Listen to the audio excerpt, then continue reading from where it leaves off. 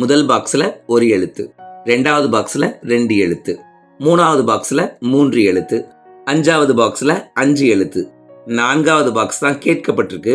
அப்போ நான்காவது பாக்ஸில் 4 எழுத்து இருக்கும். ஏ பியை கீழே விட்டுட்டு சிடியை எழுதியிருக்காங்க.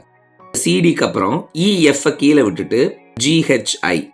அப்போ ஒரு எழுத்து எழுதுனா ஒரு எழுத்தை கீழே விடணும், 2 எழுத்து எழுதுனா 2 எழுத்துக்களை கீழே விடணும், 3 எழுத்து எழுதுனா 3 எழுத்துக்களை கீழே விடணும். ஸோ ஐக்கு அப்புறம் 3 எழுத்துக்களை கீழே விட்டுட்டோம்னா எம்என்ஓபின்னு 4 எழுத்துக்களை மேலே எழுதணும். 4 எழுத்துக்களை எழுதிட்டோம்னா 4 எழுத்துக்களை கீழே விடணும். எந்த எழுத்துலேருந்து அப்போ அடுத்தது ஆரம்பிக்கணும்? யூலேருந்து ஆரம்பிக்கணும். ஸோ நம்ம கெஸ் கரெக்டு தான். எம்என்ஓபி ஆப்ஷன் டியில் இருக்கு, டிக் பண்ணிக்கோங்க.